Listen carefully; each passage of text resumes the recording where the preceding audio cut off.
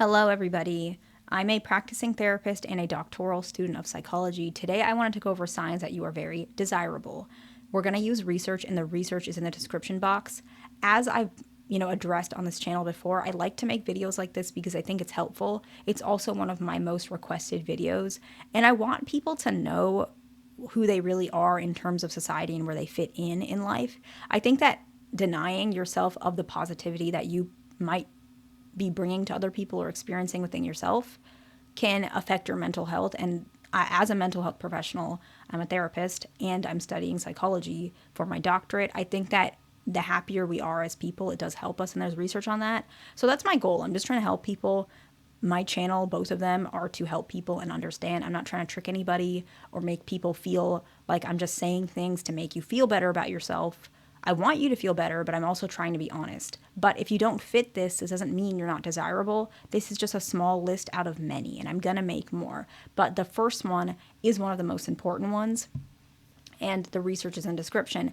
People tend to be more agreeable towards you and your opinions. Research shows that individuals who are desirable, attractive, magnetic, but particularly someone who somebody is desiring, let's say, for example, a woman desires you to some extent. She's going to be more agreeable towards you and your opinions because in her mind, subconsciously, she feels like if she's doing that, you will desire her as well. And so she's hoping for reciprocation. In general, people are more agreeable to you because they see you as somebody who's attractive and desirable, and they want to get some sort of opinion from you as well. They want you to like them because they want to be desired to some extent too, whether even if it's not romantically, they just want that connection so that they feel elevated as well. It's partly self-esteem, it really is, but also because they just appreciate what you bring to them, which a lot of people, and we're going to do research on this as well at one point on this channel, attractiveness gives positive emotions to other people, even if they are not attracted to you. And so they tend to have a more positive view of you. And that's where this is coming from as well. The next one is not necessarily how people perceive you, but how you perceive yourself. And I'm curious if you fit this, especially if you also fit the first one. If you feel like you have straightforward communication, that doesn't mean that you have to be necessarily concise with your communication, but it's more that your communication is direct and honest. The best way to put it is it's genuine. The style of communication is desirable from both genders. Both genders find people like this to be very likable, what the research kind of said. And in everyday situations, the reason why, biologically and psychologically, why individuals find this to be incredibly desirable is because it limits ambiguity and uncertainty, which is desirable for the human population. Most individuals, based on our own components of who we are as humans, we like things that are predictable because in our minds, it increases our chances of survival. And from a psychological perspective, social psychology, we want to be with people like, both genders alike want to be intimate or mate or connect with other people who are desirable and clearly communicating and genuine because they feel like they will not be guessing your intention. So particularly, let's say a woman, if you are clear and well-intended, usually she doesn't feel unsafe around you. She doesn't feel like you're going to manipulate her. She doesn't feel like you're going to assault her. And she feels like she can let her guard down around you. And so you become more desirable because of that, usually especially if somebody's mentally healthy, right? Someone who's mentally unhealthy, they might put a little bit of maladaptive behaviors onto you, but that's for another video. And in general, other men, they might find you more likable because you're straightforward and they feel like they can learn from you, that you are leader-like, and that makes them feel really like you're well-intended. And they also want to learn from you, modeling as well. This research was 2023, so it's pretty recent, and it's a really good one. The next one is people tend to mimic you.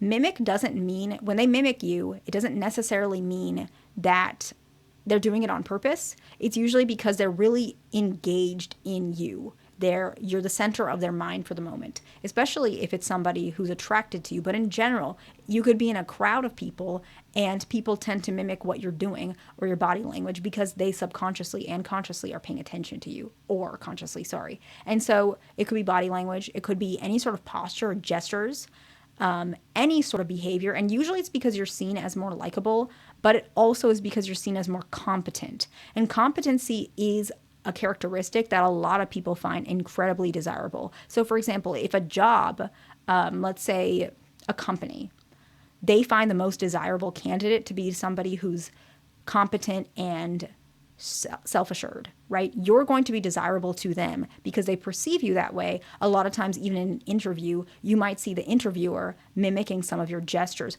It could even be mimicking your tone. The times where you get a little bit more excited talking about your background or your history, they start getting excited with you and their tone starts increasing as well, because this suggests, based on research, that this behavior of mimicking psychologically comes from and functions kind of like a collective sort of connection between individuals within a group. And so it means that all of you guys are now forming a group together, and psychologically it's kind of like a form of protection. So it fosters likability and rapport, but it also fosters belonging, which is why this can happen. And that's why a lot of people don't even realize they're doing it, because it comes from a very deep component of us as individuals. Research in 2024. The next one is that people have more open posture towards you. We've talked about this on this channel, but a lot of you guys are new. Open posture just simply means shoulders back, chest is more facing you, not kind of curled inward, eye contact, chin being parallel to the ground and also facing your direction. So not like facing away, if that makes sense. Things of that nature can be really, it really shows that they find you more desirable, likable, and competent. The next one is that they ask your opinion for things. This one is similar to some things we already talked about, but it's a little bit more direct. A lot of men at your job, let's say you're a man and you got some colleagues, they're asking you, hey, how do I do this? Or what's your opinion on this? Or what do you think happened about this? They find you desirable and competent. They desire to be like you, and they feel like you're a very reputable source for them to elevate their own status as well. A woman, she might say, hey, I'm trying to buy a car. What do you think is the best option for me? I'm looking for something small, cheap parts. The tires are easily accessible, but I also don't want to always be filling my gas all the time. I don't even know if that's a realistic car. I don't know much about cars, but whatever, something about cars. She asks you about it, and you're able to give her your opinion. Why did she come to you? I'm sure she has other people. She can ask her dad. She could ask anybody. Why she came to you is because she finds you desirable. Sometimes she wants attention from you. She wants to get help from you. And there's another part of it. Subconsciously, by her getting some opinion from you, it's going to sound a little strange, okay? And it doesn't make sense, but psychologically it can, okay?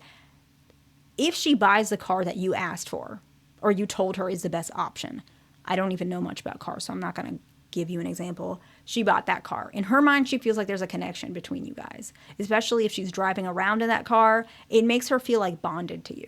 And so that's why some people do that one, by the way. The next one is people laugh more around you, not even at your jokes. They're just more happier. They're more relaxed. They're more calm. And it's because, as we discussed, they feel like you're well-intended. And that's where some of this is coming from, okay? The next one is people ask about your relationship status indirectly. This does not have to be, like, if a guy is asking this, it doesn't mean that he's attracted to you. Maybe. I don't know. What it is if you're a man and he's asking you your relationship status, sometimes it's because a lot of men, and there's research on this, men perceive other men who are in relationships as like socially dominant. If he's not in a relationship, but he wants to be in a relationship, he's going to think that you're in a relationship because he feels like you're subconsciously more desirable than he is, even though it doesn't always correlate. And so people might ask you about your relationship status because they feel like you have it all, right? You have a good job, you have a nice lady, you have a good relationship with your parents, whatever it is. And so that's where that's coming from sometimes. Now, if a lady is asking you, it's probably because she is curious if you're single, if she likes you. And so these are some of the ways that can prove that you're desirable. I hope this video was helpful to somebody. Please like, subscribe. I'll see you in the next one.